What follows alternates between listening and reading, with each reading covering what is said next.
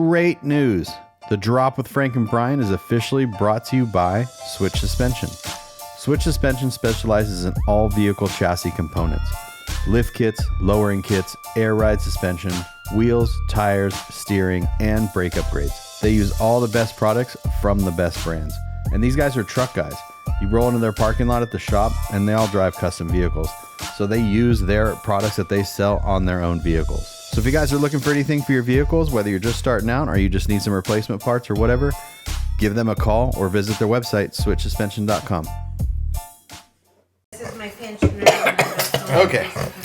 No liquid death. Are we recording? No. Nice. Liquid Death and I broke up. You don't. Obviously, our guest here doesn't listen to our podcast. Ooh, I just gave that away because I haven't listened to the last Sorry, he four. doesn't watch my videos. He doesn't watch our videos. He doesn't listen to the podcast. He's get that out of the coughing. way. He's just ruining this whole thing.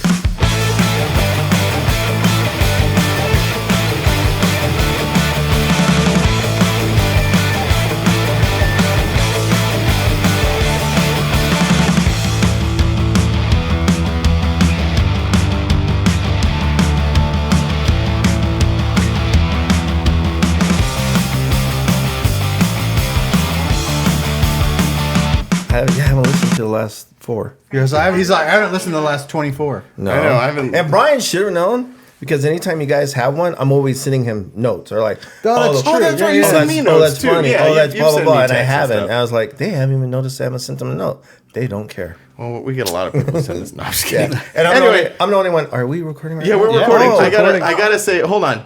Welcome to the show. Welcome to the Drop with Frank and Brian. I'm Frank, I'm Brian. and this is our guest, Roulette. Welcome. Thank you for Hold on. thank you for sitting with us. We are sitting in. Hold on. Sorry. I'm doing applause. Okay. Oh, there you go. Okay. I don't know what I'm doing. Okay. We are in a hotel room. We're sitting here in this hotel room, and I think we should first explain that. Like, we're sitting in a hotel room. We're in Pahrump, Nevada, for the A Day to Remember show, hosted by Freaks of Nature. And I thought about this before we started. I was like, you know, in the past few episodes, I've not worn my sunglasses, but I'm at a show. I'm in my mode of show mode. I'm wearing my sunglasses, and I'm having a drink. Oh, here we go. I really need to get caught up on the episode. Yeah, thanks, man. But anyway, Support. Yeah. so Roulette. Hey. How's it going? It's good. We need to know about your life. Thanks for having from us. the start. Oh, is that in your way? No, we're good. No, it's fine. We can move it. There, look. Yeah, we're fine. Looks like you're wearing a little cap there. Oh, it does. It's a bright idea. It's all. You guys are going to have a lot of editing to do in post. No, this is just going to be a free-flowing thought experiment, I think. Is that good? That's fine, huh? Yeah. Yeah, it looks good. I think it's great. All right, so here we are. Yeah, here we are. All right, so yes, we're in Pahrump. Did you say we're in Pahrump, Yeah, Nevada? I already said we're in Pahrump, Nevada for the A Day to Remember show, hosted by Freaks of Nature. Second year here. Second year here in Pahrump. Yeah, usually this show they have it State Line. State Line. which Buffalo is- Bills. Buffalo Bills, which is Prim. Which actually, Missed that place. yeah, I kind of like that better. I know. This is a weird place to get to. The drive for you sucks. Because we come up to 127, which is just, please don't break down, type Wait. of a drive. No, from Baker. From Baker, yeah, that's yeah. where No, I I mean come. just your drive just from L.A. just Oh. even to get to that point. Yeah. that's a gnarly. It's That's a gnarly trip. 91 to the 605 to the 210 to the 15 to the 127. I have a fun fact about Pahrump, though. Yeah, hit me with it. So when you come in, are you coming in? You don't even go down this main road like to Vegas, like to the No. 15, I or like to this. the- Funny enough, this like road right here is the 127, and it just you stay on it, and it goes all the way back to Baker. I thought it was 128. It's 127 to the 128. Whatever. Okay, so this road that I come down, because I'm coming from Phoenix, the 160, what this actual road right here is, they break speed records just down the road. They close the road down. McLaren's broke the factory speed record at like 270 miles an hour. Oh, wow. Yeah, so there's a bunch of it's kind of a unique place in that regard. Well, and the other thing that like everybody knows Pahrump for, right? Heidi Fleiss. There's only two things people know about Pahrump. Heidi Fleiss. Heidi Fleiss was out here? Heidi Fleiss is from here? She has the brothel. Yeah, I didn't know it was Heidi Fleiss. I didn't know it was her either. Yeah, I thought it's on the map. You could look up Heidi Fleiss. I thought it was the old man who passed, Dennis. No, Roulette, I don't know their specific names. I don't know how much you frequent these establishments, but I don't know the names. I was HBO. on Google Maps the other day, and I was just Roulette's all like, oh yeah, old Dave runs the chicken ranch. He's a good guy. Him and the chick. how do you spell Heidi Fleiss? I don't know. How do you even spell Heidi? Heidi. Yes. Heidi. Heidi Fleiss? I don't know. But But anyway, that's like the two things that this place is known for is fireworks and female escorts. And right when you turn on to the 127, it says bringing back fireworks is illegal. I was like, oh, okay. Yeah, because they'll stop in Baker and they'll take your license plate as you leave, and then if you come back and the license plate matches, they'll pull you over. Oh, really? Yeah. Oh, man. You here for fireworks? And you're like, no, meth. There's a lot of that here. I would imagine that this produces a lot of that. Yeah. Yeah. This is an interesting little town, but I do miss this show at State Line. But still, I mean, like Freaks of Nature, they put like a ton of work into this event, and it's still great. In a few, so we're sitting down right now. It's like kind of evening, right? It's 6:30 right now, and so from here we're going to be going to a bowling tournament. That's going to be kind of fun. Not kind of fun. I shouldn't say kind of fun. It is fun. It's a lot of fun. Heidi Fleiss lives in Pahrump. Really? That's funny. Yeah. If you Google, I don't know, whatever, it's funny to me. Thanks for that info, Brian. That was a little behind. I've been Brian looking at was it the whole time. determined. I can't spell Pahrump and I can't spell Heidi. I couldn't spell Pahrump either. Brian was determined to figure that out. P-A-H, and then it spells it for you. Right. That's what I figured out. Rump. Rump. So Roulette, thank you for sitting down with us. Hey, there's a lot of stuff. I was just walking by and you guys pulled me in. Whoever walks by our hotel room, we're just like, get in here. Get in here. Sit down. We need to talk to you. I see the lights and the cameras. Like, cool. It's going to be one of the. Oh no, it's not one of these. Sorry. No. But no. Thanks for sitting down with us. Like, there's actually like so many things that I want to know. That because like I've known you really long. Oh well, Brian has known you much longer than I've known you, but I've known you a long time. Brian has known me through fluctuating weight years. Well, I mean, Yes. yeah, that's what happens. I mean, I When did we meet? It was 90, because I didn't go to my first river run until 97. Because I want to say it was Jamie that I met first, and then he introduced me to, like, Jamie the rest Van of- Hoosen. Yeah, the rest of the because crew. he was doing that was at the river run. At the river run, and And he the was cherries. doing the cherries. Yeah. And I remember I have video of this, you walking by, and just random, you could just see you in the background walking by at the river. And I can put that video over this too. Oh, okay. that'd be great. Yeah. I've seen those videos. They're really good. They are really good. They're really fun. I even have video of you from Rezo before I knew you. At Lake Paris? nope. Glen Helen? No, I No. didn't. I don't the think I did Glen dam. Helen. The dam. What's the dam? Oh, yes. Yeah, Yep. I don't know. I don't know. So, Yeah. anyways, then you were with High Speed Productions and you DJ'd our first show at. At Fireworks. Yeah. Yeah. And I think we need to start there for our listeners who don't know who Roulette is at all. Yeah, because then he came into.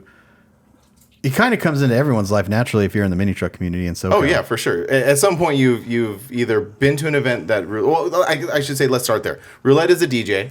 He's been a DJ for many, many years, and he's DJ'd many, many, many car shows and truck runs and everything in between. Weddings, we'll talk about that in a minute. He's done a lot of weddings.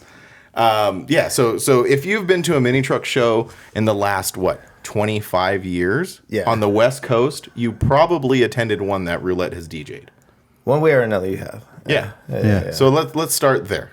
Yeah. So how did you get into the mini truck world? I'm sorry. I'll let you finish. I'll let you finish. But that's my biggest question. Is like it's kind of one of those things where you've been like a staple of this community for so long, and yet I've never thought like.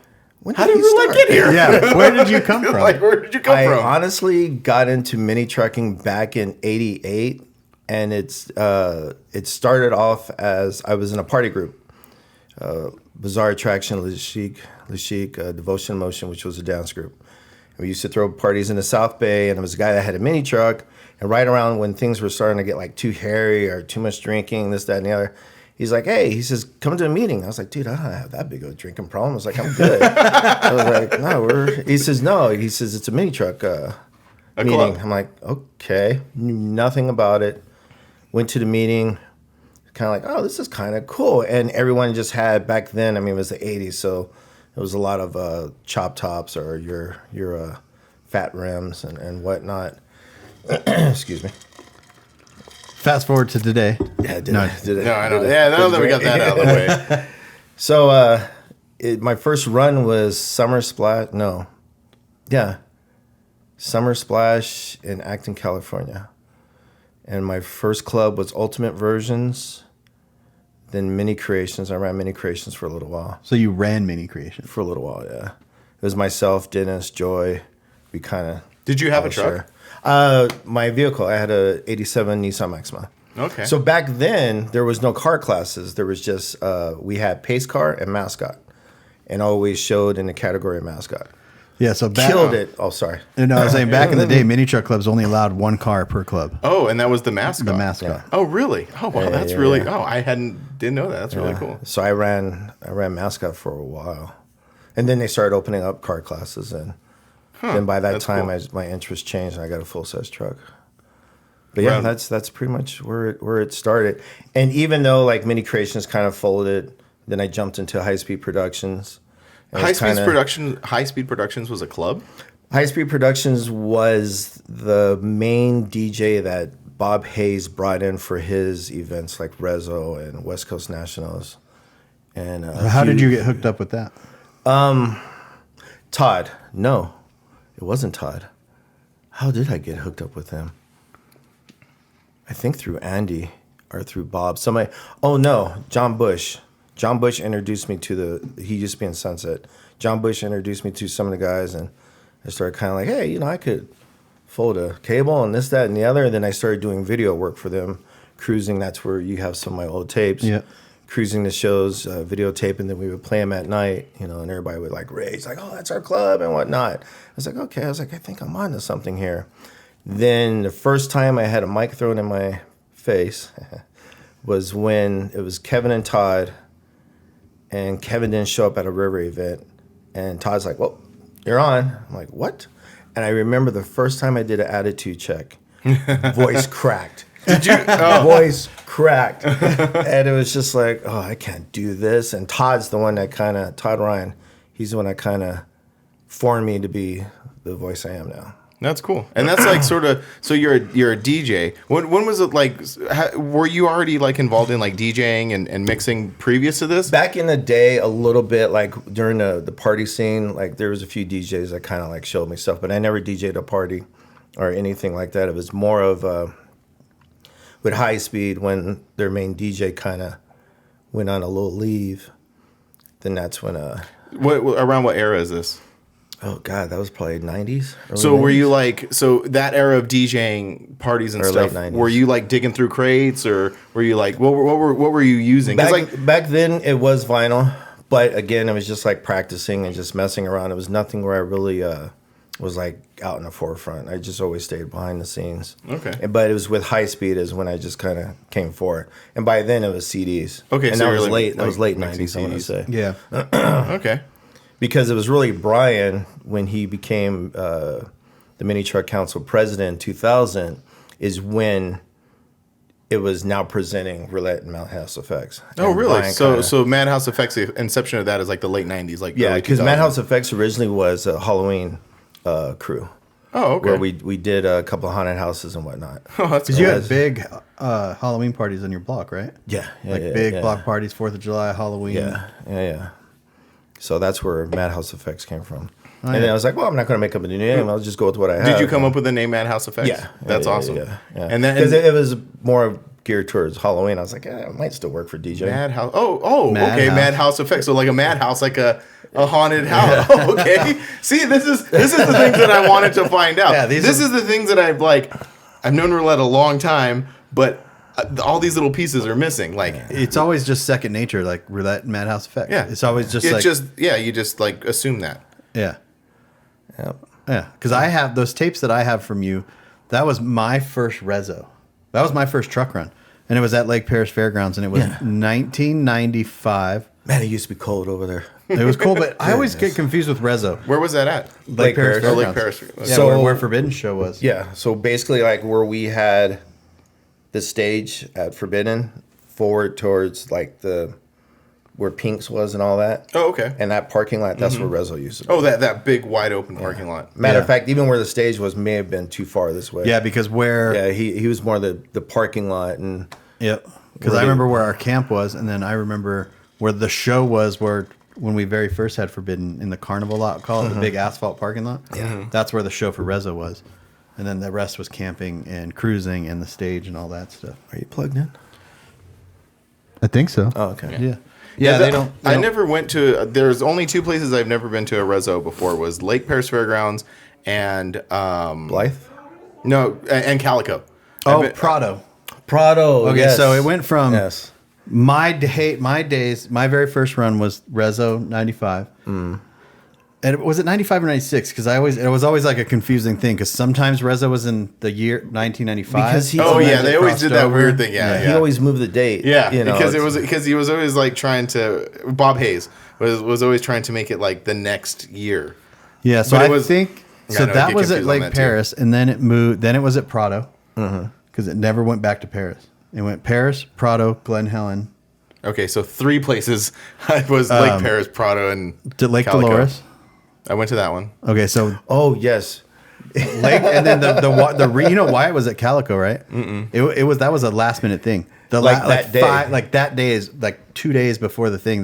Lake Dolores said no, Oh, really? so he had to go to people were driving to Lake Dolores, and there was someone there saying go to Calico. Go to Calico. Really? Yeah. I didn't know that. It didn't internet or anything back then. So that was like okay. So that was 99 into 2000, right? God. yes, that had to be like the It was- Y2K one. Yeah, it was Yeah. the Y2K one. Because Yeah, my oh, first that's right, Rezo was yeah. 2000 into 2001 at Glen Helen. Yep. And I Okay, went to so- every yeah. Rezo since then. So I missed those early days. Yeah, so I went Paris, I was just young. I was too young. Paris, Prado, Lake Dolores, Calico, Glen Helen. That's exactly how it went. Because the one it was at Lake Dolores. That was a fun one. Yeah. Always like Blythe. And then Blythe was fun. I like Blythe. Blythe too. was a cool Rezo. Blythe definitely had that Rezo vibe to it. You know. Yeah, I miss Rezo. Yeah, Rezo was a good show. Rezo. Rezo.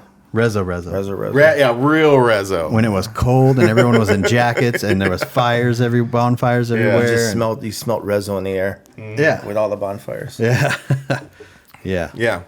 So okay, yeah. So that kind of like we're to go back to what we were talking about like you.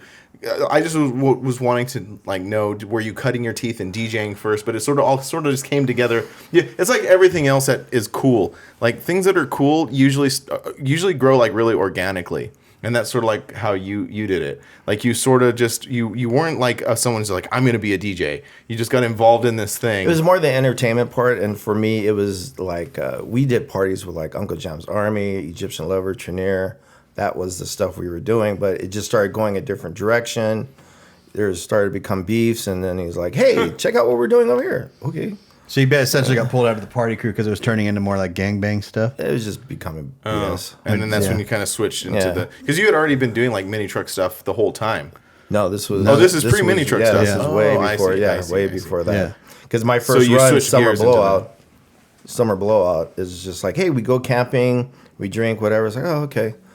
And then when we're like, should I pour it in a cup? Like, no, you can walk around. I was like, you can walk around? And then you just see everyone else just kind of like chilling with vehicles. Back then, I want to say Toys R Us was the big DJ. Yeah. Okay. They took over, like, everyone had like little camp DJs, but Toys R Us took over like that main camp or that main grass area right Yeah. there.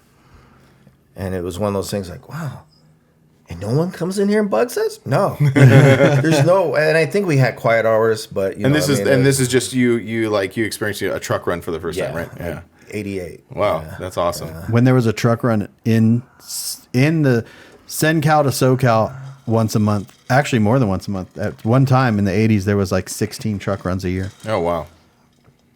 And that's the reason why I think back then the council was so important, because it's like, well, Brian's going to have an event. Frank's going to have an event. Right. We can't have you guys stepping on each other's dates. And, there became that competitiveness. Like, well, I'm going to have mine this weekend. He's going to have his. I'm going to have more. Yeah. And we're talking people about the at Southern mine. California Mini Truck Truck Council. Yeah. I think the council was super important back in the day Because Like, it was communication, because it was before this. Right, it was before social media and everything. Yeah, no, when I got into the scene in like 2000, 2001, like it was still like that. The council really didn't start. Careful how you say this. I know. Council really didn't. Because I've been down this road. Yeah. Let's not have to edit this one later. Right. Yeah. No. I'm just saying that like as time goes on and you know social media became more and more of a tool like we were talking about before. As that became a tool, like you really didn't need to have a council type thing. Like council exists now as sort of like a novelty. What's funny is Los now does his meetings via Zoom or online. Oh, really? Yeah. So I don't think they physically meet anymore. He does it online. Yeah, So. and he's holding it together pretty much. Yeah, he's I think it's cool. I think it's cool as an organization. I think it's cool as something that is a big part of what we do and makes up the fabric of the whole scene. But like I think a lot of people do understand that it's sort of.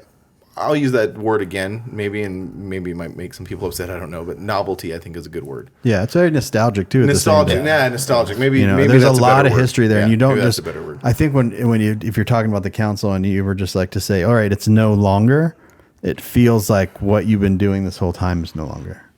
Yeah, that's a good way to put it. I mean, there was one time where there was Southern California, Nevada. Yeah. They tried doing an Orange County one, which failed. I want to say there was one. There was a NorCal one. I think Arizona at one point in time. I don't think we've ever really touched on that in this podcast about that era of like your being in the scene. That you and Ernie were the president and vice president of the Southern California Miniature Council. Because when I got in, so were you the president in like 2000, 2001? It was. I remember it was 2000, 2001. So you were. So when I was introduced to the whole scene and got into it, my club was again. This is like. This was actually when I got into the club and into my first club. There was no social media, so it was like council was like the way to find out about shows. Yeah, we used to pack out Mount Sac. Yeah, it was Mount Sac. It was so much fun. Because it was great. We would every club would drive there. They would meet there in the parking lot, look like a car show, and then you'd go inside and listen to Bob Hayes. We have kind of talked about this a little bit. Bob Hayes, Bramble, and Cherokee get mad. When Bob Hayes and Rodney would get together, it was so good. The best. Then you get Brad up there, you guys about this, that, and the other. Yeah. Brad Rogers, who used to run Easter Spring Splash. Yeah. It was so much fun because, again, we didn't have social media, so we didn't have like everyone online filming the event, and then we didn't also have like the Monday morning wake up, where you post like what happened. Yeah. So we had to go to council to find out what happened. Right, and it was so much fun listening to all the stories and things like that. Council used to be really big on canned food drives, and there was clubs that would bring U-Hauls. It was just canned food. And it got to the point like, look, somebody has to take this now too. There's only so many vehicles. That was always fun. All those little club challenges. Especially because you're helping other people too. So. Yeah, and they had what was the challenge that they had where a club would challenge the other club to like a bowling or softball, and then the losing club had to take the trophy. Oh yeah, I remember that. Yeah, I do remember that. Because we played softball. I think was Seductive one time, and then like everybody would add stuff to the trophy, and it would get increasingly like grotesque. I forgot what that was called. It had a term. It had a term. I forget what it was. It was so much fun, man. Like all that stuff was fun, and the internet is great, but it also has taken away so many of those types of things. I think the biggest thing is being like physically somewhere with a bunch of people. There was like a lot of problems back then, and people would be upset about stuff, but being physically there, we were able to kind of like work it out. Not work it out sometimes because people would still be upset. Yeah. Well, also it's just you like living in Arizona. Moving from Southern California and then moving to Phoenix wasn't a big deal. All my friends were on the internet. Mm-hmm. I could talk to them at any point in time. Mm-hmm. Or you could email them every day like Roulette does. Yeah, like me and Roulette. I'm the only one that emails them. Roulette's like a little older than us. Can you go mail this to Brian? I'm going to give Brian a piece of my mind. Can you get a book of stamps on the way home? And could you write a check for that book of stamps? Let me do my ledger. Dear journal. We're pen pals. Mm-hmm. But it didn't feel like I moved away. But imagine no internet and you move away. Yeah. that's what it kind of feel felt like you're isolated. Yeah, but it's not that way anymore. So we can all do these things from home, but like physically being in a place, it's totally different. Because no one, imagine if we all came to the show and then we only talked about what people post on Facebook. So imagine no, you walk up to someone and like, so imagine a post that someone posts on Facebook, a political post or whatever post it is, and that's what you start the conversation with.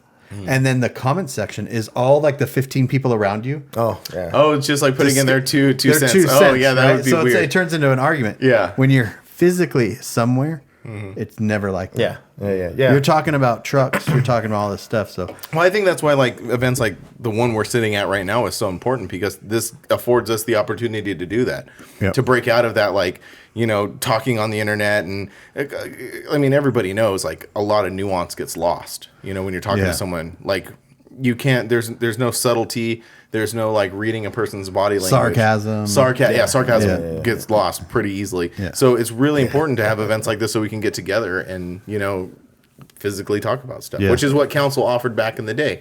We all sat in a giant room and kind of like tried to understand each other. And at times we didn't, and sometimes we did. Yeah, that was all part of it. Yeah. You know, working through stuff there. And then when you left, it was done and you worked through it. Well, I wouldn't say that. Like sometimes people would leave. I remember plenty of people burning out of the parking lot. But the rules were set. Yeah, I see what you're saying. You see what I'm saying? So you can go home and bitch all you want, but when you left there, it was this day. This show's on this day. This cruise nights, because the biggest thing that people complained about was cruise nights. I remember. Well, my cruise night is on the same night, and it's 70 miles away. Right? It's Yeah. One cruise night in Orange County, one cruise night in Riverside. and you've known that I've had my cruise night on this day forever. I just want to try it Now, out. I bet just a couple of people are listening like, that was me. that's cool. That was all right. Awesome. So since we're talking about the internet, we all could agree that the internet ruined bikini contests, right? Oh, absolutely. Oh, and 100%. That's a great segue into the next thing that I want to talk about.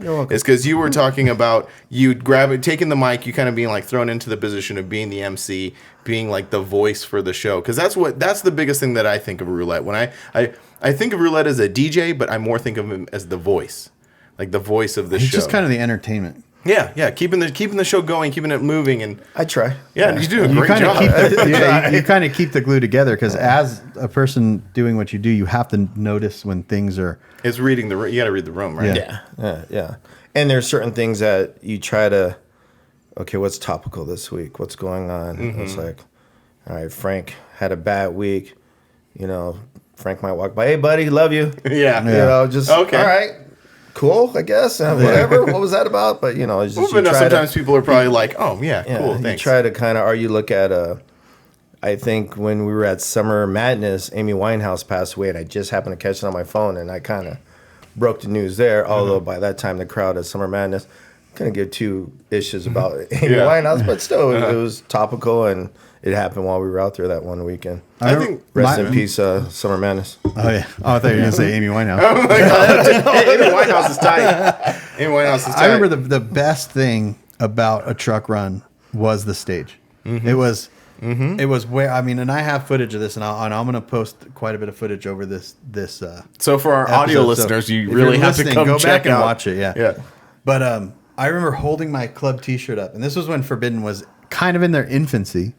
Right, and then you had big clubs like Spectrum and Seductive. The three S's. Yeah, Spectrum, Sunset. Seductive, and they would get all the and, attention. You know what I mean? Like the DJs, they wouldn't pay attention to us. So that's when we started. I would put the shirt up and I would be dancing with the T-shirt. And I remember the first time, it wasn't even Roulette. It was probably Todd. It was actually Power Source, because it was a spring splash. Oh, Chris. Yeah, Chris. He said. She said Forbidden Fantasy, and we went crazy. And it was just like, and then, but Roulette would always do it too with Freaks and all this stuff. And it's just like, and for me, that was my cheap pop. Yeah. It's like, if I could, you know, what's up, Forbidden? It's like, okay, I'm onto something here. Yeah. You know, and kind of pay attention to the groups of clubs that's out there, the ones that are drinking, having a good time.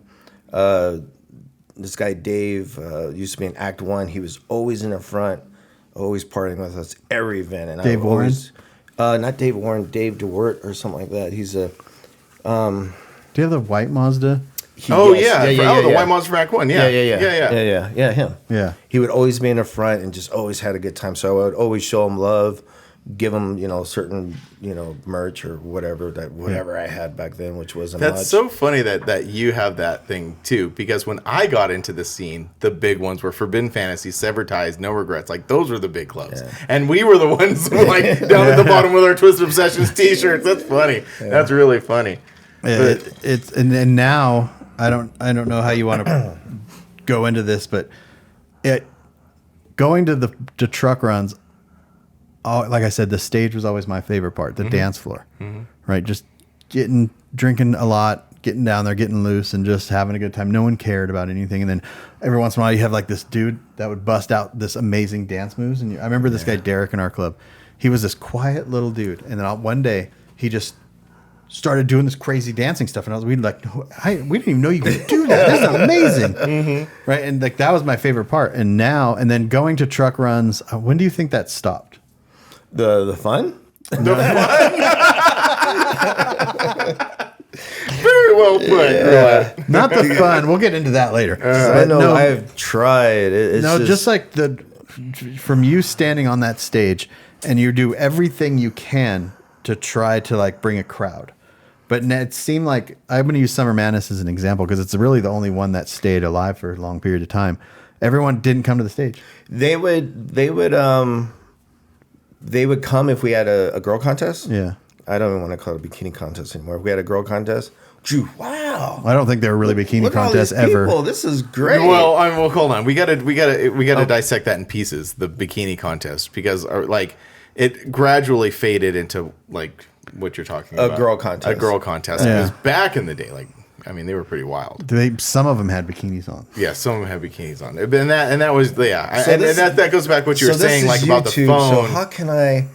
Because there was a time where Andy King, who ran High Speed Productions, there was a moment where he just hated Todd and I because of some of the stuff we did. Okay, maybe hate's the wrong word, but he was just like, gosh dang it. But now, what were you doing? Well, we didn't do it, but we didn't stop but you facilitated. Yeah. You're like, that's really cool. Keep doing that. And there was a moment where it was Acton Park where they used to have Somerville out. They had a council show, and there was a girl contest, and it was 2 girls and 1 Coke bottle. There. Oh wow, that's a good way to say it. Oh my God. And because we're getting canceled. I try to say as clean as I could. I know how this works. And because we didn't stop it, we were the bad guys. I was like, I'm not going to say no. Yeah, and if you stop it, you're going to have a riot. You're going to have this. People are just going to come and they're just So moving forward, we learned that we didn't have them interact with each other. Okay. I guess this is what we'll say. One at a time. One at a time. I see. Yes, one at a time. Okay. All right. Everybody take your turn. Everybody take your turn. Yeah. Yeah. I've done several truck jams, and they had a bikini contest. That was a truck jam. That was a bikini contest. Where it was I don't even know where bikini contests started from or their origin of, but Eddie Sobraco, when he did the Truckin' Havoc show in Laughlin, or where we were, Havasu. He had a bikini contest. Yeah. He also brought in the help, but he had a bikini contest. Yeah, it was where a girl would come out in a bikini, do her walk, come back. But a lot of these were like big magazine-based shows, so you had to kind of present. Now, when you started getting into the grind with us little mini truckers at truck runs, the real truck runs, then it's just like which we kind of mixed it up at Forbidden because I remember the year Brianna Lee lost. Yes. You remember that? we have to say Sophia Roulette's wife is off camera. So she's gonna He was so mad. Brianna Lee was so mad because the other girl wasn't wearing a bikini, right? she was in It was jeans. Sarah. She was wearing jeans. Yeah, she was wearing booty Sarah. shorts. Yeah. And with just underwear underneath? Yeah. So she technically, we called it a bikini contest, but Brianna Lee lost to a girl not in a bikini. And this was Brianna Lee before she became Brianna Lee. I'm an innocent boy. I don't know who that is. We'll show you after. Okay, thank you. I'm a little lost. I have pictures of Brianna Lee, and I have video of Brianna Lee. From them and now. Brianna Lee was doing OnlyFans before OnlyFans was OnlyFans. Okay. All right. She's OG. What year was this? Gosh, because we used to lie about our age.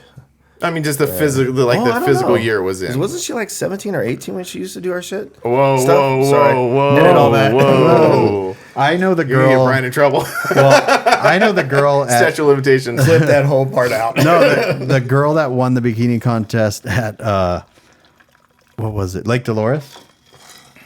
She was representing Forbidden. She just came up there with. She had remember the orange Forbidden shirts we had, the construction orange ones.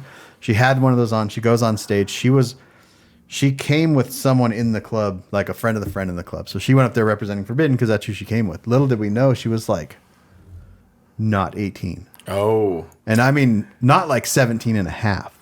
Just yeah. She was, Yeah. she was and I was just like, and yeah, could have been real bad because, Wow. yeah. Unlike our event, everyone that was in our event was 18 plus. Yeah, we had IDs. But when you're in the middle of the desert, Which and is essentially actually a true. rave. Which is actually true too, Yeah. because I have release forms that I got Yeah. from Gil that used to run Tailgate Magazine. Oh, okay. That's how far back these release forms go. And Yeah. Sophia makes sure every girl fills out a release form, because there was one event where a girl was upset with the pictures that Donald from Truck Run took, and wanted them pulled down. And he called us, scanned it, emailed it. It's like she signed off. Yeah. And in our release form, it says some of these pictures might show up. Well, my dad might see these. You sign a release form. That's there. the thing. That's a Salad. like again the internet and the cell phone definitely changed the game on that because Yeah, for sure. You know, these girls, you know, when you're young, you do dumb stuff, and later on in life, you don't want that coming back on you. Right. So and now it everything definitely- is like permanent on the internet. Oh, once it's on there, it's never gone. Yeah. Mommy, is this you? Exactly. Hey, but Like you know with the what, picture though? you showed me earlier? I without naming names or going into too much detail, there was a girl in my previous club who, to this day, you can still go. And we told her at the time when it was going down, we said, maybe you shouldn't do this because, you know, people are taking pictures and stuff, and there's websites out there. Maybe you shouldn't do it. She's like, I'll be fine. To this day, you can still find. I'm like, hey man, your kids are gonna find those. Sometimes I look at old mini truck magazines and the models on the cover. You know what I mean? I'm just like, I wonder where they're at now. The person I thought about was, what was her name? Princess somebody. Queen. Queen. Yeah, Queen. We were just talking about her. Oh, crap. Yeah. I keep thinking Queen Latifah in my head. I was going to say Queen Elizabeth. No, I don't know. She was pretty hot back in the day. Queen Esther. No. Queen Esther. Queen Esther, yes. Yeah, she was Yeah, an yeah. Inland Empire model. She had like, she was like into the whole Cottonmouth Kings type of vibe, that type of thing, and she was a very popular model. In And- fact, she's on that blazer that Matt Hutchison painted, the silver and green one. Her face is on it. That's her Oh, on really? that blazer. Oh. Yeah, Queen Esther. Queen Esther, yeah. And I want to say she was probably like one of the first, in my eyes, one of the first models that became popular that had ink. Because a lot of the 80s and 90s models were just clean cut and there was no ink at all. And Queen Esther kind of comes out and she has like a few tattoos here and there and became like, oh, you can do that with, looking this way. Yeah. Now everyone has tattoos, but back then it was still like a little taboo. Oh. Interesting. So, on to so basically, you went from a dance party crew, essentially, got into mini truck stuff, mini truck runs, got into a club that threw mini truck runs, right? Kind of like with Bob Hayes and that whole, not into his club, but into that, and you met Todd and them. So then you're part of High Speed Production. So you're on the stage, you're doing the thing, you're providing entertainment. You become not necessarily a DJ, but more of a I would say a personality. Yeah. And I was the next thing that I was going to bring up was so here's Roulette, doing his thing, but then you get this crew, the I would say the later crew together, which consists of like Glenn. Yeah, but there's stuff there that's later. That's still later? No, there was still. Well, I mean, I'm only looking at it from my See, perspective because of like the early when 2000s. Kevin kind of left High Speed, it became Todd and I. Oh, okay. And I do remember that. I do remember that. So Yeah. Todd and tall white guy. Yeah, that was you guys. Like you did the Forbidden show the first few years, and then when Todd he was doing he left and started doing his own thing, right? He wasn't No. he a DJ like on X139? Yeah. he was an X1 Like a local radio thing. Because basically when High Speed stopped was when it all worked out. Oops, sorry.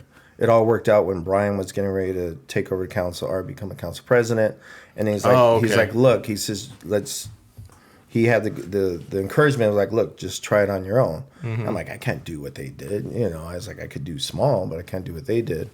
And so that's where he kind of helped push me back then to start doing, events Mad on House your own. Effect. Yeah. So then you started with, and then who was helping you back then? It was It was myself in the beginning with DJ Flair. That's right. Yeah, who wasn't really like a mini truck person, but he knew of the scene. Like he helped me a couple of times at the truck jams. And then Jeremy. Jeremy, that's right. Who Jeremy, was okay. in My World and yeah. some of these other clubs. Okay.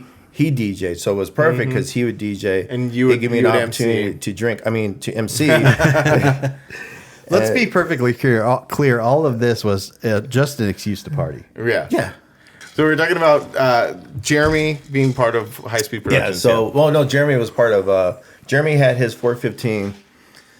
Was a penal code for like disturbing the peace or something. I remember that. Yeah. So then we kind of joined together. So it was just him and I. That's twice I did that. Sorry, guys. So it was just him and I that were doing it. And then Joey came on board. Oh, okay. basically This is helping. after that. Oh. Yeah. So I don't know the dates when High Speed Production stopped. But it was it probably had to be around 99, 2000 because then that's when I tried filling And that that's void. why like where I'm jumping in because I Yeah. didn't get into the scene until 'Cause- 2000. You did our show at Fireworks Valley Film Park in 98, 99, and then we moved to Paris Fairgrounds in 2000, and we did the bands and things like that. I still hosted. I just didn't There was DJ. There was no DJ because we just had bands. Yeah. But then one of the years I provided like between the bands, but that really didn't work because I was in the way. So I've Yeah. basically been involved with the Forbidden Fantasy show since the start. And we basically, when did we made you like an honorary member? I got jumped into the club. It was at one of the parties. I remember there was a fire on the hill. That was our banquet in, I want to say 1990. No, like 2000. I want to say it was 2000 because our first show was 98. We had a pizza party. Then 99. What was before that? Because I want to say I got a 20-year. Well, no, it could still be. Maybe we did it at a river run or something. But that banquet, that was the Orange Crest Club on Alessandro in Riverside. And the whole hill behind Adam's house where Adam and Eric live. Oh, okay. Well, that Yeah. was on because you could see With it the from M? the orange. Yeah, that was all on fire. Oh, really? Yeah. That's but funny. So we made you an honorary member of the club. And then since then, it's just been doing shows and doing weddings as well. Yeah. Yeah. Which I guess is well, hold on. I wanted to make one more thought on the whole like Forbidden thing, and like having Joey because like to go back to that whole like MC like hyping it up and getting the crowd going like. When I got into the scene, so I can only talk from that perspective in the early 2000s. That was like the group was like you, Joey, Glenn, and you were the ones like getting the parties going and getting the stage going. Yeah, Glenn came in a little late, but it was myself, Jeremy, and Joey. And Joey, we're talking about Uncle Joey. Yeah. Uncle Joey. From the club. Joey was just kind of a natural part of it. He was so good at like getting. He was also really good at just like Because feeling his the whole thing was vibe. like, and- you need help? Like, no, man, I move. And he just got in there and And then Glenn. Glenn is he just helps at everything. Yeah. Mm-hmm. He'll help tear down your whole booth. You'll turn around and then your booth will be torn down. And you're like, who did that? You're like, yeah. Glenn. Well, and and Kim. you can't forget Glenn and Kim. Glenn and Kim. Glenn and Yeah, Kim. this They- was they- before Back then- Kim. but back then it was just Glenn. Yeah. Yeah, because that was one of the resos that I presented Glenn with one of the button ups. Okay. And just totally, I was like, no, you're not going to wear that. And he's like, what's wrong with this? I was like, no, wear this. Oh, that's cool. And he was just totally stoked. That's cool. Another really cool thing that she used to do on stage to like you were talking earlier about like getting the clubs involved and like kind of giving everybody props is you would wear like club shirts. Like people would come up to you and give you club shirts. Oh, and then that's you would, right. When I was and you would- able to, Yeah. yes. I was just thinking about that right now because one of the pictures I have is a Total Chaos. Okay. Yeah. From their Barstow. yellow shirt. Yeah. And I remember I had one of theirs on at an event we did in Acton. Yeah. But yeah, I used to wear other And it's really cool now clubs. to talk about it and to hear like the kind of like the theory behind it or like the thought behind it was just like if you can get everybody pumped, that just makes the stage that much better. So like if you go up there and you're like rocking, not a well-known club shirt, they're getting into it, and then you get the big clubs into it, and then it just starts turning into this like its own like beast basically. And Yeah. it provided free drinks as well. So, That's what sure I'm you saying. got lots The of entire this whole thing revolves. It's the same thing with Custom Life with Grindr TV. I was gonna say that. It all revolves around us basically getting here and doing this. Totally. But like, so what year did you and Sophia meet? we've been together for 15 years. So somebody do the math on that. 2000. And in the beginning, I went to bring her 7. around. I was like, "No, you're not coming to events." I was like, "No." 2 years. For 2 years? 2 years. Gee. Oh, She wasn't a really? secret. She was just, "No, you're not going to get involved in this." Fast forward, took her to a couple of runs. She's like, "What do you guys eat?" I was Oh, like, no. "No." And then you realized everyone liked her more than you. Yeah, because she could cook. Yeah. And she could party. Not cooking. Party. Sophia can party. I'm going to tell you a little secret about Roulette and Sophia. Oh. It's not really a secret. It's probably pretty well known if you've hung out with either of them. I know where Brian's going. They have this. They get to the show. They bring their drinks and they start. If one passes the other as far as intoxication, this one stops. Yes. How did you guys know exactly what me and Angie do? It's this. Yeah. It's the same One is thing. mad at the other. Yeah. It's the same thing. It's the same. It's all the same thing. That's Yeah, funny. like I've seen it both ways. I've seen Sophia just intoxicated, have a woo, and Roulette's Just just like turn it Roulette's up. over like this, What's wrong? Nothing. and then the same thing. That's awesome. Yeah. That's what I had no idea. That's great. Because me and Angie do the exact same thing. Because the Jack Daniels bottle incident. Yes. Summer Summer Madness. Madness. Oh, the one I filmed. Yeah, she was sitting there waiting for me to like he's going to. And I'm sitting there like, no, I'm fine. She's like, then why'd you pass out? I didn't pass out, but yeah. So there was a time Yeah, too. well, you need to go into more detail about this. Well, I have it on. It's It on was, the. it was a short pass out. It was just Jesus' name, and then I woke up. No. There was It was He a tiny went through vacation. a whole. He downed a whole bottle. It's on a Grinder TV Summer Madness video. Yeah, he And did. he oh, downed the whole like 2012? Whole bottle. whole bottle. Yeah, something like that. 3/4 of a bottle. I mean, just Oh, doom, doom, doom, doom, and I'm all.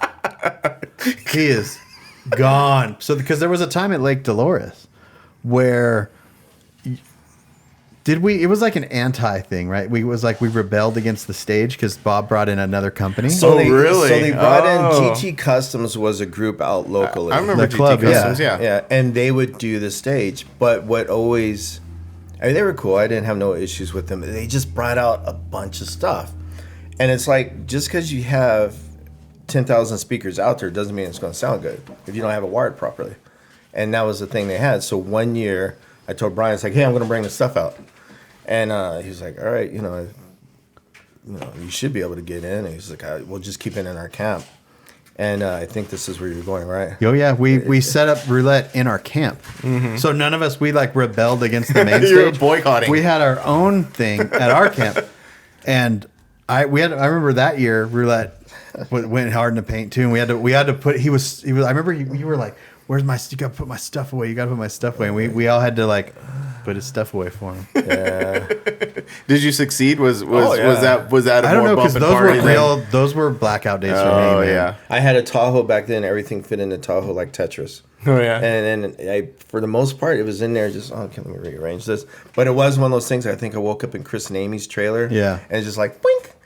And I'm like, oh, crap.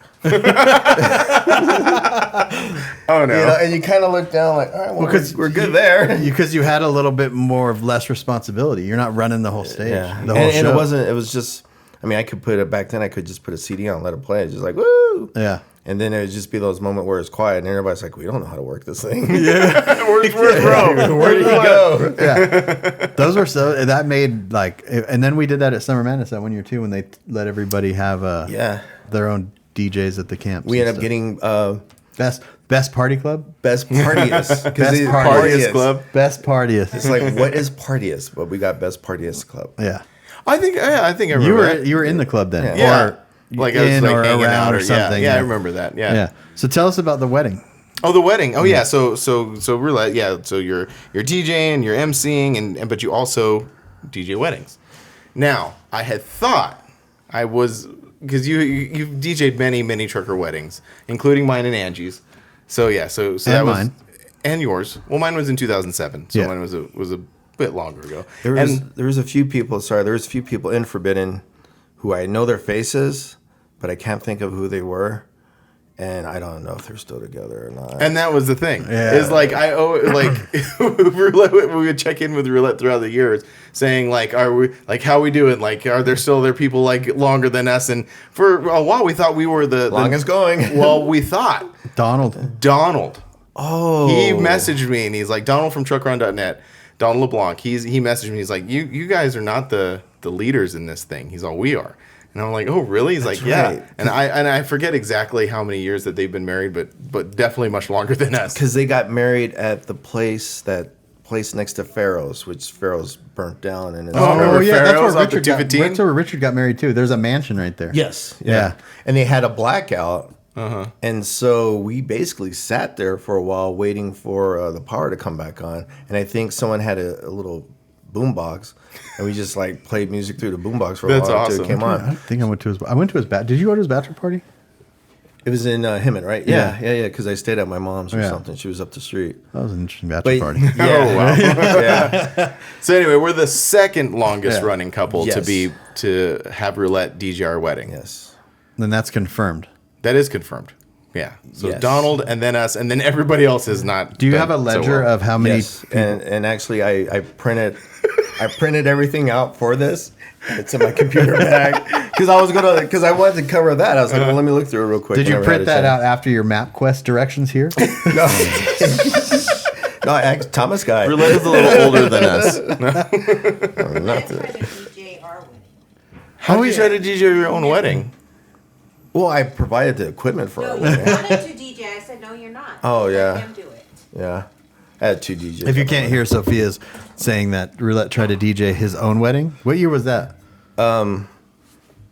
2013. I remember that because Dave from Australia was out. Yes. Yeah. Dang, that's so long ago now. I even did an attitude check at my wedding. Which Oh, I thought really? was classic. Yeah. Because it's just like, all right, I was just talking. I was like, all right, this isn't for some of you people. I was like, but this is for, my trucking people in the back. Attitude check. And everybody's kind of looking like, what? Who started that? Yeah, Did you where guys did that start come that? from? That was from High Speed Productions. And I want to say it came from a radio station that did something. I'm not sure, but it came from Kevin and Todd. And the beaver stuff. Came from Bucky the Beaver? Oh, that's right. Yeah. Todd drew that. So of course, when Todd became part of Madhouse Effects, Bucky the Beaver became part of Madhouse Yeah, Effects. because that pretty goes much- hand in hand with your house logo too. Like that's very synonymous with. And I think with that your- house logo is amazing. Oh, yeah, it's for one sure. of my favorite things. Remember It's iconic. remember your website? His website. Did you ever go to it? Maybe Every I did. every room was something different. Oh, my I original do one. slightly remember. There was that. like the I living do. room, the basement. Yeah, I do. I do slightly. And I remember made that on like a front page. And Yeah. on front page, when it wasn't supported by anything, I had to start all over. I think now my site, that was fun. Yeah, that was Those a cool yeah, website. that was a good time. One of our old members, Galen, made Uh-huh. some of the artwork for me. And I think it was Galen, but somebody did. It sounds Yeah. like it was something he would do. That was like the golden era. Or maybe of it was like Donald. It was the somebody that internet, was too. into it. Yeah. It was the golden era of Like web every websites. club had a About that. website. Everybody had a website. And they were so bad. Like I remember our website, the Forbidden website. We went through like 4 different people. Oh, I could do it. And it was just such a headache. And now it's like, oh, you just have an Instagram page. Yeah. I just come to find out there's another Madhouse Effects Oh, really? after all these years, but they do prosthetic Halloween ears.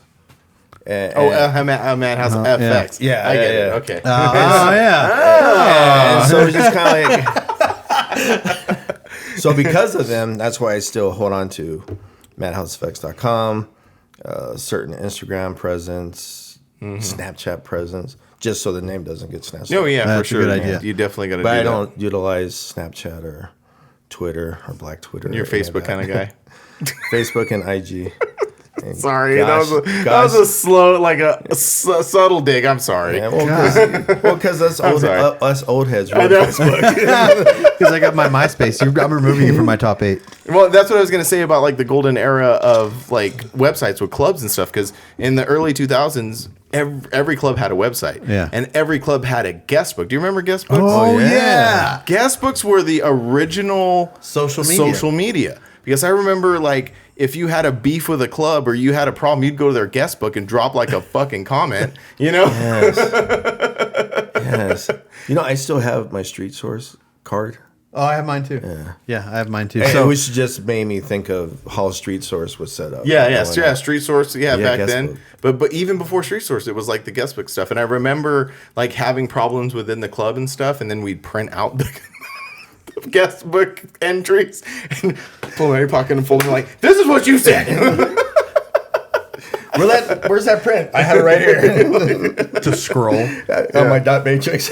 So I don't know if there's anything else that you want to talk about, but I wanted to kind of fast forward to more recent stuff. Yeah, so let's go. Fast forwarding to right now, me and you have had many, many, many conversations because you've been doing the Forbidden Show since '98 every single year. Mm-hmm. You know, and every year we kind of have that same conversation. Like, am I going to see you next year? Yeah. So next year, and you're just like, and then you just keep on doing it. Like, I know, not to be Debbie Downer or anything like that, but like, what is, because this fascinates me. The thing that fascinates me, and I've always had this conversation with people, is how long can we do these things? Right. Well, I think about it all the time. I mean, you're like in your mid 40s. I'm not going to ask you how old you are. You're in your mid 40s. He's painting Roulette like he's 65 years old. I'm only 53. I'm still younger than Bob Hayes.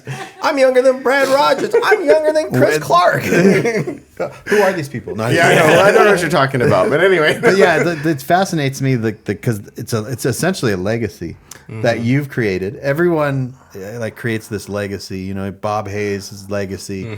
Roulette, you have this legacy. So how long do you want to keep doing it and all that stuff? For a while, it was one of those things where you don't want to like lose your spot. You know, if you're providing a service, people are still happy with your service, continue doing what you're doing. Today, when I was loading that big old 10 by 20 canopy and loading the truck, and I'm sitting there like, son of a gun, man, how much longer are you going to be doing this? But then I get out here and I start seeing people. It's just like, oh, okay. Yeah. My attitude shifts. And then we're doing this. It's like, okay, well. And I have the exact same feeling with our show. I mean, it's just one of those things like, because it's a lot of work. You know what I mean? Doing this stuff. But then it happens, or you get to the thing and you're just like, okay, that was fun. And then there's people that appreciate what you're doing. And that's the part where I kind of battle sometimes because like, I don't think people appreciate what I do anymore. You know, because it starts losing, it loses, I feel sometimes it loses its flair. Like when we did Shannon's party, had fun, you know, a little bit of like, okay, set up here, set up there, no big deal, it's all part of it. But it's just, people were just so caught up that it's like, man, did they really, you know, did I make a difference? But then afterwards, like, man, I'm glad you were out there. I was like, oh, okay. Yeah. And I get that way with my videos sometimes. I'll get that way because, like, go to a show, film a show, put a show video out. You are like, did people really like that? And then, but then they'll come up to you and tell you they really like it. But I think it's one of those things where it's such expected. There's a show. What I was gonna say. There's Roulette. He's I don't think doing it's the music. ever. It's not like it's not appreciated, but it's just like you're just part of it now. Yeah. And that's exactly what I was gonna say. Like, I think that it's not necessarily an underappreciation. It's just like you just become part of the fabric. You're just a part of this thing. And I think, you know, kind of listening to you speak about your videos, and now you talk about like coming and setting up and DJing and going through this whole process. Like, you know, I think whether you call it videos or you call it photography or you call it DJing a show, like you run into creative block. Even you run into creative block. You know, and I think that happens sometimes, and it happens to all of us. And we talk about it a lot on this podcast about like, you know, Brian and I are kind of really vulnerable on this. Like we kind of just say like, look, this is how we feel and this is how things kind of shake out, and, you know, just kind of put it out there. And by doing that, it kind of like helps us get through it, you know? And so I think for you, the same thing happens. Like you just run into like a creative block. Every event I used to do a CD. I remember. Yeah. And probably the last 2, 3, 4 events I haven't made a CD. And really, one is because the music is just in a different place that I don't prefer to. Then Brian's like, you should do Spotify. And I did it for one of our Forbidden shows, the Corona show. The Corona show, yeah. And I was going to say, I don't mean to cut you off, but I just want to inject one thought into that, because that actually made a huge difference. I remember that. I remember not being able to put on the show, you know, being stuck at home, having to do this whole thing. And we got together and we all got on Zoom and we said, we're going to get together and we're just going to hang out and have fun just like we would at the show. And that playlist facilitated that. It really made a huge difference. Oh, good. So I just want to let you know. That was the purpose. And then after that, it's just like, well, I'm not going to burn CDs anymore. I'm just going to do playlists. And I've done a couple of CDs here and there. Who comes in and really tosses a CD in their truck anymore? We're just getting to that point. Same with the DVD. People have always asked, are you going to do a DVD? I'm like, no. You know, it's just times have changed. That You got is to change with them. that is one thing that I would. Have you ever love to thought go about back. Twitch streaming? Because I know you. Yeah, because there's a local DJ, DJ Noni out in my area, and during the pandemic, he was doing Twitches. Do you Twitches. still go out in the garage and play music every once in a while? Yeah, You still have, does he still do that? yeah. Yes, he does. You need to film that. Yeah, you you put need that to- on yeah. the internet. We have our Sundays sometimes where he plays music, we have drinks, and we just sit there and I watch him. I follow a DJ. His name's Kicks in the Mix, and you know who I'm talking about? Oh, so he's from L.A. I just like the name. Oh, it's a cool. He's a cool. He's almost like, if I was to make a bold statement, like he's almost like you, a reincarnation of you. He's like, well, never mind. I was gonna Age-wise? say he's like Old. What are you gonna say, he's Frank? like- Just he's say like it. Well, he's a Raiders fan, but whatever. But like he kind of embodies that spirit that you have, where he just like is passionate about doing what he does, which in his case is like mixing music. But he'll get on Instagram and I'll see a Kicks in the Mix live, and I'm like, I'm watching at least for very 5-10 cool. minutes. Yeah. Because So- he's mixing cool stuff. What when you mentioned music?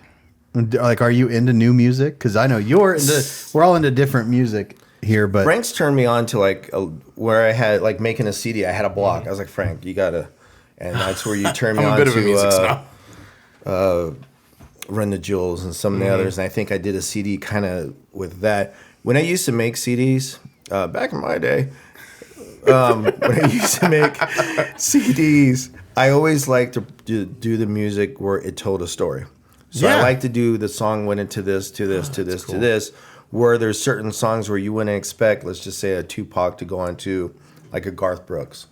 But if you listen to the words or the rhythm of the song, it fit. That's awesome. And they're like, well, just throw it on a flash drive. But when you don't throw it on a flash drive, it just puts everything alphabetical order. So you miss that flow of what I was trying to create. so that's what I was thinking. Like, if you took like that Sunday Roulette Madhouse Effects Twitch stream, I don't know how you would do it or anything like that. I don't even know what to do that, but it'd be kind of cool if you just had like Into this. yeah, just take your camera, because I think it's all in your camera, right? Yeah. Twitch? Yeah.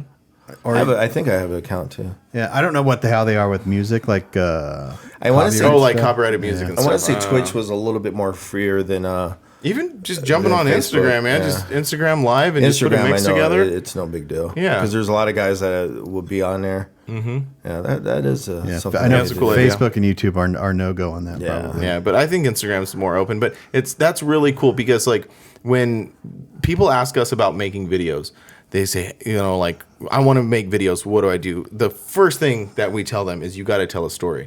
So it's really, really cool to hear you to say that you put that much thought into the music and into the mixes to take up the listener through like this journey. That's really cool. And that's with doing like car shows, truck shows, and whatnot. That's the freedom you have because you're not set on playing top 20. It doesn't matter if no one's out there dancing when you do a truck show. car Oh show. yeah, because people are listening when anyway. you get people that kind of walk by, and for me, what I really enjoy, you're gonna like this too, is when they're older people. That wasn't me this time. Come by and they're like, "Hey, I wasn't expecting that." It's like, "Oh yeah," and then in the back of my mind, I was like, "What were you expecting?" Wait a minute. No. Another thing too that we didn't talk about was Roulette being an OG podcaster, Oh yeah, like doing podcasting The before. show that should not be. yeah, I do. Yeah, What I year know was exactly what that? you're talking about. Oh my goodness.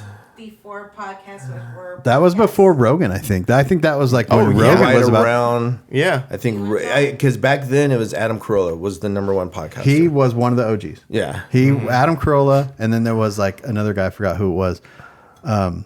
They were one of the first. Yeah, Didn't you do 100 episodes? we did 100 episodes because the technology you guys have today is great. Back then we had Skype. It was really 'cause Well, they were doing it. You were doing it live. yes, that was the other part too. Yeah. and it was like just streamed through like a website. I remember. I don't remember listening, but I do remember forget it. who the website was, but yeah, Todd would kind of handle that part. He would kind of Okay. because of his radio experience. Okay. Oh, And yeah. whatnot, Okay. yeah. Okay. Yeah, I remember now. It's all coming together. Okay. You were ahead of that by about 10 years. Yeah. To be honest, because like doing a podcast. I mean, everyone does a podcast now. And our format was more radio, which Yeah, is based and on a podcast is easier now.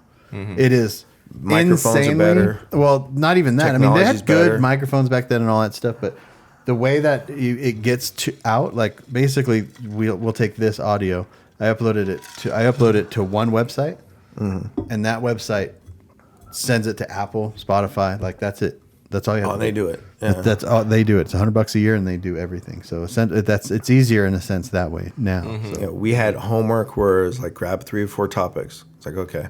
And then if we both grabbed the same topic, it knew that we were still wired together for one. But then it's just like, all right, cool, we'll just go on to the next one. And that was always fun because we never told each other what the topics was. So the reactions was organic. Yeah, and there was no editing. So like how we edit things out sometimes, there was no editing for them. So with him, it was perfect. With me, I had problems. Well, because he was a radio guy and you weren't. Well, because there's still things that I'm still like learning. There's a lot of things I always give him credit. It's like, dude, you did this all on your own. I was like, no, when we did Freak Fest, the second one that was at where Cottonmouth Kings, Whatnot was there, and it was one of the DJs from Spearmint Rhino, wherever the strip club was. He knew how to talk and project and blah blah blah, and I come up there, I'm trying to talk like this, and Todd's there. He says, "You have to talk like you're talking to the person in the back row." And so that's where I kind of learned how to project my voice and whatnot. And I'll never forget that. Although the DJ from Spearmint Rhino, I mean, he does this every night, so he knows how to talk and blah blah. And they blah, all blah, sound blah. the same. Yeah. All those DJs sound the same. I kind of get that voice sometimes when I'm trying to like project, but like the way I'm talking now, this is how I talk. Yeah. No, that's neat. That's cool. I was at that Freak Fest. That was wild. That was Man, but anyway. Where it started raining. Oh, dude, it was complete chaos. One of my biggest regrets is not going to a Freak Fest. Dude, they were insane. And that last one was such a ish show. It was crazy. The second to the last one, because technically the last one was at Orange Camp. The Orange, I was there at that one. So that's the one you're talking about? No, you're talking about the one before that. No, the one before that was good. Yeah, but from Also Cottonmouth Where It Kings. Rained, yeah. That I didn't go to the. Well, I did. No, I went to the Orange show. Because one of the guys from Metal Militia took my banner. Oh, took really? My Madhouse banner. And at first I was upset because, back then money was a little tight. And they're like, oh, somebody from Metal Militia. I was like, cool. That's awesome. Oh, man. That's great. And that was the other thing I wanted to not really discuss, but just kind of talk about a little bit is when you used to do those before the bikini contest, you used to have those I guess what's it called? Girl contest? Yeah, the girl contest before then you'd have these what's the word I'm looking for? An announcement. Like an announcement before the contest. The drops. The drops. The drops. Here we are. Those were so great and so much fun. Well, yeah. I remember listening to those because you used to make them for when we had radio commercials. Yes. So we used to pay. Oh, yeah, I remember that. Yeah. We used to pay X1039 and 96.7 to run commercials. We'd give away tickets. Like they would be like, caller 10. Yeah. Tickets to Forbidden Fantasy Show. Like, they would win them and they're like, what is the Forbidden Fantasy Show? And we had so much information to put into a 1 minute spot because commercials are basically a minute. Yeah. Mm-hmm. So Jamie was like, we have to make sure you mention this. Okay. Have to make sure you mention this. Okay. Make sure you mention this. And Todd was like, dude, it could only be a minute. He says, towards the end, it might get, you might speed up. Sounds like a friggin' drug commercial where they're like, side effects are. Yeah. But Todd always he knocked those commercials out. But yeah, who did the voice? Who was the voice? That was Todd's voice. Todd, yeah. Oh, okay. That was your voice. I did some, but the majority was Todd. They were so great. Before a girl contest, it'd be don't make comments and they'd be talk about the person's mom or talk crap about their girlfriend. Yeah. It was so very subtly. So great. Yeah. It was so great. I played one talking about Lambo doors or or the R word. Since we're on YouTube, I'll be politically correct. And I played it. Lambo doors are retarded. Oh, okay. All right. And I played it and felt so uncomfortable after playing it, just because it said. You looked out there and everyone was zombies staring at you. Just because it said retarded, I was like, "Oh my god, how times have changed!" And no one really reacted. Although I had one person that was kind of standing next to me, and I was like, "Oh crap!" I was like, "His daughter's." All right, well, hopefully he wasn't paying attention. But some of the stuff that we recorded then to now, I probably couldn't play. Oh, yeah. Yeah, I think that's just the natural progression of society. But it's just just some of it's just like, oh, it was funny then. Yeah, and that's what I remember. I don't remember, like, I just remember, like, listening to that stuff and laughing. And not only were there just the girl contests, they were, like, in the beginning of the day there would be one. There'd be one, like, before trophy. Oh, the trophies ones were the best. Yeah. When they would talk about, like, don't be a crybaby, you know, it's not, like. Everyone here is your brother and sister. Those are, Or the also under great. construction ones when you would be like, paint your truck. Quit bringing it to get the under construction trophy every year. Yes. They were all very good. Yeah, that's Do we right. have any of those? Do you have some of those Oh, you can send me? Yeah. That'd be great. Yeah. I could probably throw them on a CD. I like Rose said, like, you probably. He said he could throw them on a CD. and mail them to us. This laptop is from 2015. I don't even think it has a CD. It doesn't. It does. Oh, no, yeah. Can you So let me email those to me? He's going to mail them to you. Sophia, can you have those emailed to me? Yes, I will. All right. Throw them on a flash drive. But like Ro was saying, like, you probably listen to me, like, ooh, well. I would just edit that out. Yeah. And it's just like, Forbidden Fantasy. Enjoy the show. There was one year where we had it set up at the fairgrounds where you could tune into, let's just say 98.7. Oh, yeah, that's right. I remember that. And it was all dialed in. And then Jamie says, oh, no, it changed. It's now 93.1. And we had all these drops and all these commercials with the for wrong- 98 points or whatever the station was. For Let me tell you my 98.7. And Jamie adventures of- changed it at the end. And I was like, and great stuff to play throughout. Hey, just a reminder, you could hear us on blah, blah, blah, blah, blah. And couldn't play it because it had the wrong call signal. And let me tell you about my adventure of throwing shows with Jamie over there. Oh, no. Wait, Yeah. he might be, We don't. he might be the looking bowling at this. contest. The bowling contest starts soon. He might be listening to this. I don't know if he listens to this or I not. doubt it. I don't know if anybody listens to I don't this. think so. It doesn't matter. Yeah. It does Because not this matter. will be out here forever. It will. This is going to be on the internet forever. And after the apocalypse, I messed that word up. Apocalypse? Nothing. Apocalypse. After the zombies come, there's going to be a group of survivors listening to this because there's nothing else on. How are they going to do it with no internet? I don't Yeah. know. It was a reach. I Oh, just the threw it out Starlink there. satellites will Yeah, still there be it is. flying. Did you guys ever see Revolution? Is that an old movie? Dated myself right I there. know. I don't watch old movies, man. You still watch TV?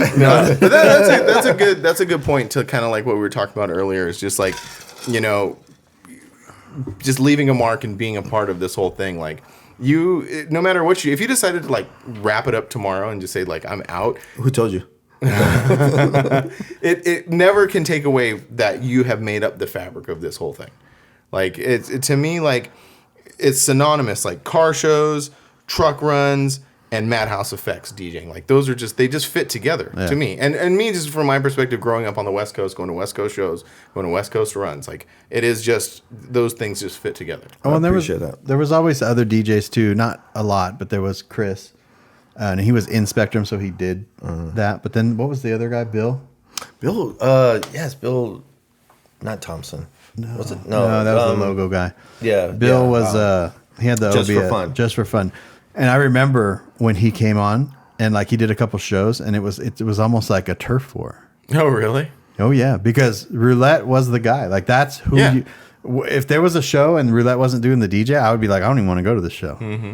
And there's certain things like when we used to do the Ludacris show at the airport with Nocturnal. There was certain because I knew some of them and I kind of like okay. There was I could talk to them and kind of get away with just little jabs.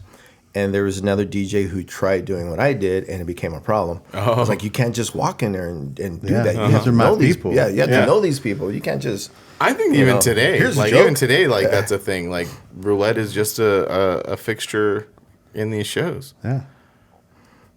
Yeah, one of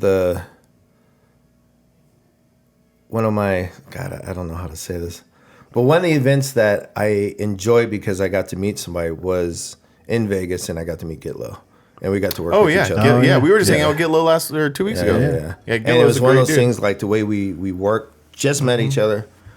I was just nervous as all heck to meet him, and super cool dude. And the way we worked with each other, it's like, man, if he was out here, I was like, It would murder like Yeah, because we you're would- like we the would- toast of the. That's what you're like I was gonna say. the We would- toast we of would the- kill it out here. 'cause Have you you met you met Toast, huh? Toasta? Toasta's the MC. So, oh, okay. Toast is the East Coast you. yeah, that's south, whatever, well south, yeah, whatever south it is. part. But yeah, Freddie is like a true DJ. Yeah. Like He's done clubs. He's done big events. Yeah. So he's that guy. and you're the other part of that. Yeah. Yeah. I do what I do with DJing, but like I'm not a club DJ. I'm not a resident DJ or anything like that. You know, I just I'll do my little thing. There is a difference. Oh, yeah. Of being Yeah. like just a DJ that will, because you read the room and you know when you need to up tempo, when you need a down tempo, when you need to do this stuff. But then there's like where Freddie was. Remember, he was showing us that new software where he could literally be playing a song and in real time take the voice out. Yeah, it's called Stems. Yeah. Stems. They just released the beta. Probably That's what he was talking. That's exactly. literally And the you thing he was can talking mash. You could do mashups and remixes right there on the fly. Yeah. So he was like, It's going to be great for all DJs. Well, all DJs that know how to. That know how to use it. But then there's the DJs with vinyl that know how to like mix vinyl. And is that like the true thing? Vinyl DJs are still they still have a place and they still know how to get down. Yeah. And but are they becoming? Is it a dying thing? Obviously. to play like back to vinyl? Yeah, because I know Richard Humpty Vision and Bad Boy Bill. They would do like back to vinyl like sets where they're records and they're doing that. But it's fun, it's cool, but it's just so much easier just to bring out your laptop. Well, yeah, and I mean have everything on your technology. laptop. It's sort of like pinstriping. You know, like pinstriping is sort of like a dying art. Yeah. You know, Well, we can't digitally pinstripe something though. Not You yet. still need a that's true. brush. and Well, a- I mean, but you could put a sticker on it.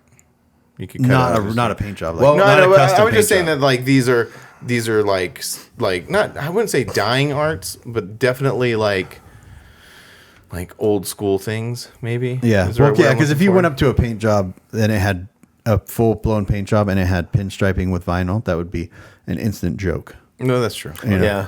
Whereas you went up to like a DJ and he used to do vinyl and now he does digital. Well, They're hold on. still doing the same. I got that song right here on my phone. Let me just. Were you thinking vinyl, like in a literal fact, like literally vinyl? No, I was like, in my head right now, I was like, wait, vinyl well, no, record? because vinyl pinstriping? since I'm such a music snob, I was gonna say that like vinyl DJing is like one of the pillars of five elements of hip hop. Yeah. Yeah. You know, 100%. Yeah. Yeah. It's, your break beats, it came from digging in the crates and just, and other DJs. That's why a lot of them back then, I say them because I never did that. They would put white labels on their albums, on their vinyl, because they didn't want people to know what they were mixing. Oh, okay. And digging through the, record stores. What you looking for? Nothing? Yeah. Because you didn't want them to kind of bite you. Right. Yeah. Yeah. No, that's great, man. That's really cool. I'm just really glad that you're still out here, man, doing it. Yeah. You know, and the day you do decide to hang it up, I mean, I think everybody will just be like, man, you left a legacy behind. Yeah. It's like they say that old saying that says, heroes get remembered, but legends never die. That's Ro. I don't know if I'm a legend, though. I don't know. I think so, man. I would think so. Like I said, if digging through crates is one of the elements of hip hop, then roulette is one of the elements of mini trucking. Yeah, because you have to think about it. Like, this is what I've been doing my whole life. Since I was 18 years old. Not my whole life, so 18 years old. My bulk of the life you remember and you do, right? And it shaped my whole thing. And so a lot of these guys here, that's the only reason they're here is because they're still doing it. Yeah. So. And it was funny, too, because when I first got involved in this, it's like the money that I used to put into my Maxima, I was one of the very few people that had a Phantom top on my Maxima. I remember that. Yeah. I was going to ask because it was white, right? It was white. It was with burgundy.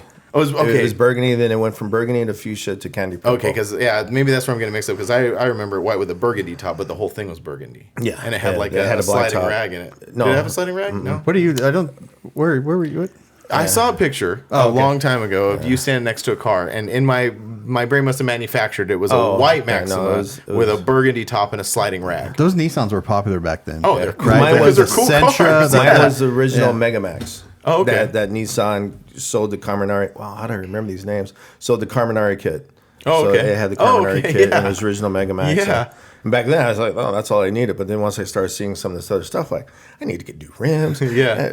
Oh, I like that top. I got to get. Yeah, from back then to now, it's just an entirely. That whole era, like it's funny that like when we talk about trucks and especially like Chevys, we talk about OBSs and we talk about square bodies. There's a whole era of like square body imports that were cool, like those Sentras, Civics, like Toyotas. There were all these like square cool cars. Before the hot import nights era, essentially. Yeah. And that was the whole thing too, like showing before it became popular. Before the performance part of it. Yeah. It was just like a show. Because remember Brad Rogers in his Sentra, he had like a waterfall. Right, and he had the trunk going babackwards to this going in, and like the doors were all cut out weird. Yeah, and he did it all to like a $1,500 car. Yeah. You want to know without? I mean, this is like kind of this is kind of off topic, but kind of on topic. Why did we used to call those cars Euros back in the day?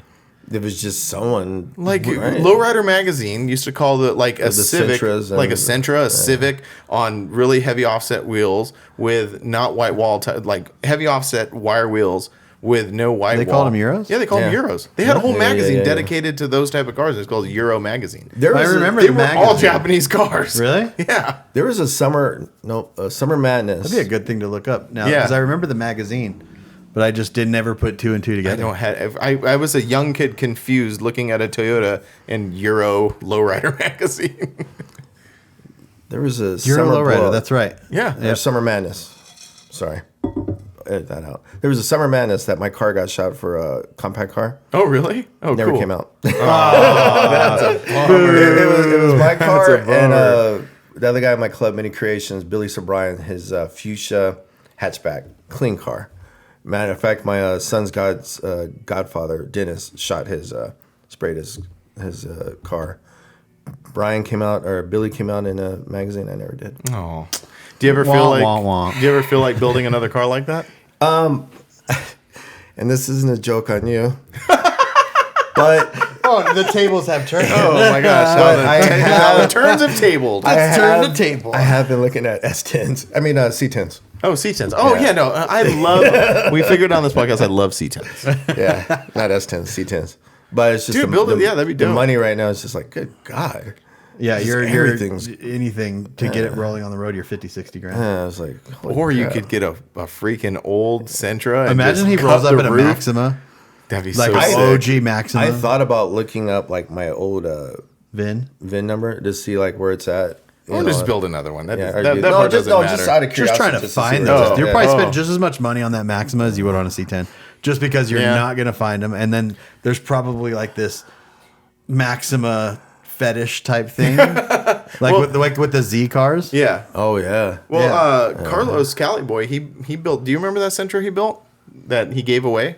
Oh no. Yeah, about a few months ago, a year ago or so, he was building a like chop top convertible Sentra, like a box one, or a box one with a body kit, hydros. Had this very intricate hydro system on it, where like it was like a series of like torsion bars, so everything was in the back, and then it like torsion bar lift. Anyway, he gave it away, and it was that type of build. It was like a Euro style lowrider. I need to find out why they call them Euro style. It bugs me to this day. If anyone knows why, please let us know why they call them Euro style. Do you remember the photographer that shot your car? No. But I probably could find who did Billy's car. Yeah, that'd be interesting to see if he's still a photographer. And has the photos. Oh my gosh. Like, I remember this. That would be amazing. I mean, they're not going to be on his hard drive, but he could have them. He could have the films. Dude, that'd be, oh my gosh. I got to show you some of my books from back in the day. Do you have like old photos of your car? Yeah, because let's put them right here. Like we need to see that, because like I've already fabricated a thing that doesn't exist in my mind. So I have to see what the car actually looks like. Yeah, from like day one, it's just when I first bought my car until like the last of it. That's cool. It's just every little phase when it got hit, like every little angle from my poor car. But it's like you said, the money back then is different than the money now. Man, I don't know how I did what I did then. Because back then you could get your car painted like a really nice paint job, and back then it was super nice because it was a different color. You try to paint that same paint job on a car now, you're like, my expectations on a paint job are a lot higher. Oh, I see. Yeah, I think we did more with our money back then too. Yeah, and also there was we weren't like bagging or I see. You're saving thousands of dollars in bags where you just put some springs in there, maybe a couple of sway bars or something like that, and then you put most of your money into interior. And the interior that we were putting in cars back then was just cheap. It was just cheap material. Chris Morgan, I used to be in Mini Creations, did my tuck and roll. Oh, really? And there was a couple of shows where I took best interior. I was like, really? Looking back at it now, I was like, really? Yeah. Now you're like, I need leather. Oh, yeah. Yeah. And, or really, really, really good vinyl. So you're just like, it's just changed in that way. We always want to go back to simpler times, but at the same time, imagine trying to build that car now and then roll into a show with tuck and roll and a Maxima with a Right. Yeah. But I mean, new Minis still kind of gets away with it. Even them, like, if you really objectively look at what they're building, it's still better than it used to be. Yeah. Well, because they're, and I've actually thought it's funny you mention like those trucks in particular because SEMA is this week and I was like looking at photos. There's a bunch of those trucks up there right now, and I was like kind of just like digging through, really kind of trying to like get an understanding of those trucks, and they are objectively just built better than they were back then. They're just better paint jobs, better interior. The suspensions are very similar. They're just like static drop. Yeah. And that's another thing with those trucks is they're not body drop. They're not building full chassis for them. They're not, their thing is the bed, so it's just a totally different game, but yeah. Yeah. Well, that's hour and a half. Good job. You did it. You did it. You made it to the end.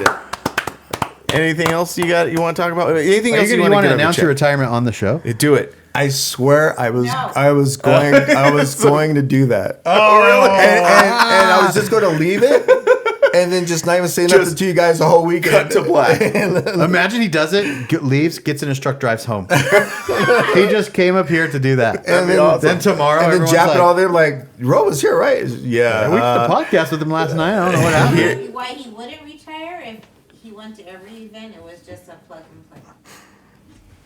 Oh, you could do that.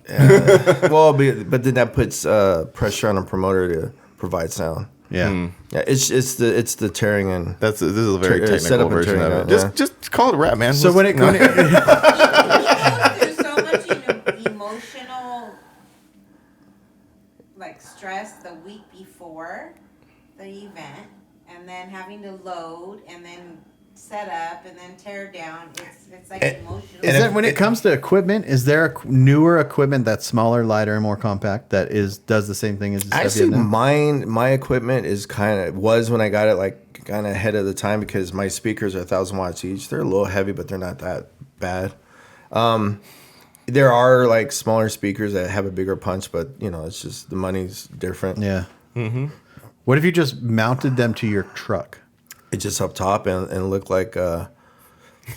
You come out and the bed splits open, and then the speakers fold back out, and then you stand. The tailgate is like where you put your mixing board. Like everything's right there. You never have to load it, and then you go, tuk, tuk, tuk, tuk, tuk, and then you drive home. There was a time you polish your new Minis logo. And then there was a time where I wanted to get like one of those portable stages and whatnot. Like when I was like first getting into this, like, oh, we could do so much. And, now looking back, it's like, what would you do with that thing now? You would have this big ass truck that folds out to a stage and you have no place to park it. that's true.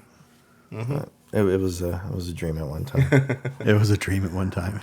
Well, we're glad you're here today. And we're glad you sat down with us and went through this whole thing. Are we going to go bowling? We're going to go down there. I'm not going to bowl. Wait, we are Forbidden Fantasy. No, I'm not. I'm not. Oh, we're not. Am I doing this by myself? They're doing teams. I'm not a team. What? We got 4 people here. I don't want to bowl. I actually don't like bowling. I don't like bowling. I came in last year. Can we just go hang out? Yeah, we can do that. Yeah. And see, go. last The food was good down there. Last I year know, when but I I'm not bowled, eating it. Brian made fun of the way I bowled. thought about that. I was like, oh, I like the food last year, and now I'm like, I'm not eating it. I have a cold burrito in the truck for me. Sorry. That's all right. I'll eat it. Okay. I don't mind bowling if everybody's doing it, but I have issues with bowling. The whole changing your shoes thing, like it's not. I just wore my Vans, or I think I had my Star Wars tops on last year. And you just did that? Yeah, I didn't even change into those funky shoes. I'm not going to do that. I'm just going to go down there and gamble. Okay. That too. Yeah. All right. Well, cool. I think we are. Well, again, thank you for sitting down Thank with you us. guys It was for having awesome. us.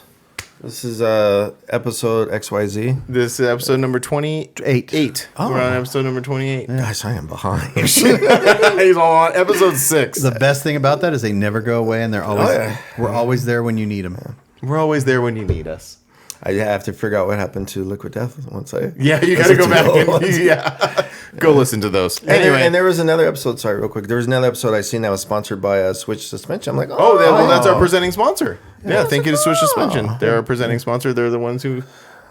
I gotta get caught. We get paid to do this. Yeah, Really nice. You don't get any of that, but no, not you. Anyway. Thanks for checking out this week's show. Make sure you go to our websites, livelifecustom.com, grinder-tv.com. Go follow Madhouse Effects on Instagram. What is it? Instagram is roulette_MHFX_DJ. We'll write it right here. We'll put it on here. Go follow him. Follow us. Go to our websites, and we'll see you next week. Later.